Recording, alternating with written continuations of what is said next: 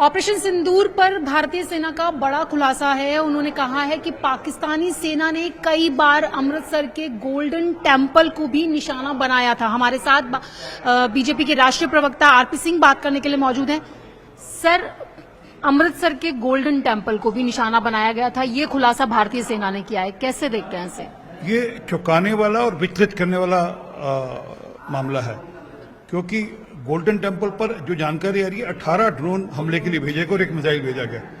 भारत की सेना ने उसको होने नहीं दिया, उनको वही रास्ते में डिसमेंटल कर दिया।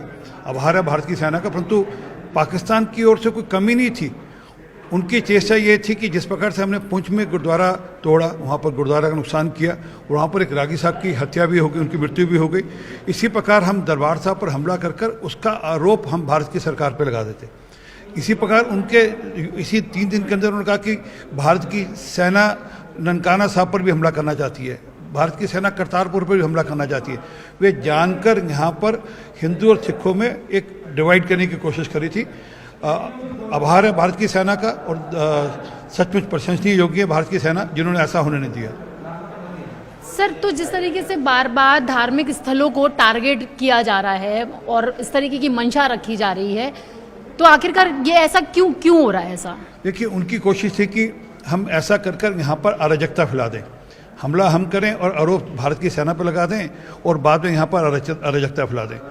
परंतु ये उनकी कोशिश विफल हुई। परंतु वह उनकी एक मंशा है, उनका डीएनए है। अब उनका डीएनए इसी प्रकार का कि वह कोशिश कर हिंदू और सिखों में फसाद करने की कोशिश करते हैं, उनमें मन में बंटवारा डालने की कोशिश करते हैं। पर सच ये है कि भारत की सेना की जितनी प्रशंसा की जाए, बुरी प्रशंसा की जाए, उतनी कम है कि जिस प्रकार से उन्होंने ये होने से बचाया, होने से रोका और ड्रोन और मिसाइल दोनों अटैक्स को उन्होंने डिसमेंटल किया। सर, भारतीय सेना ने तो ये भी साफ कर दिया है कि ऑपरेशन सिंदूर स्थगित हुआ है, अभी खत्म नहीं हुआ है। अगर ऐसी चीजें होंगी तो विकराल रूप और भी देखने के लिए मिलेगा। बिल्कुल, भारत की सेना ने लगातार, डीजीएमओ ने लगातार यही कहा है कि ऑपरेशन सिंदूर अभी स्थगित है, अभी कोई ख़त्म नहीं हुआ है। और अगर पाकिस्तान की सेना फिर वापस से दुस्साहस करेगी, जहाँ उनके भय पर उनके प्रॉक्सी दुस्साहस करेंगे, तो उसका मुंह तोड़ जवाब भारत की सेना देगी।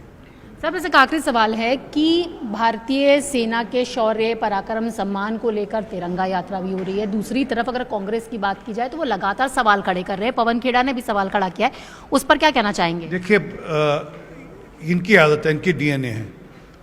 एक तरफ से एक चेहरा कहता है कि हम भारत की सरकार के साथ हैं, भारत की सेना के साथ हैं, और दूसरी तरफ भारत की सेना पर ही प्रश्न उठाते हैं और ये उनका भारत की सेना का मनोबल तोड़ने की कोशिश करते हैं। असल में कई बार ऐसा भी शक होता है कि कहीं विदेशी ताकतें तो इनके साथ मिलकर ऐसा तो नहीं कर रहे, क्योंकि जिस प्रकार के प्रश्न ये भारत की सेना पर उठाते हैं, और जबकि डीजीएमओ बड़ी स्पष्टता से सब चीज़ें एक दिन उन्होंने आकर बयान दिया, सेना के तीनों पक्ष के लोगों ने आकर बयान दिया, परंतु उसके बाद भी प्रश्न चिन्ह उठाना दिखता है कि उनकी मानसिकता क्या, उनकी सोच क्या है।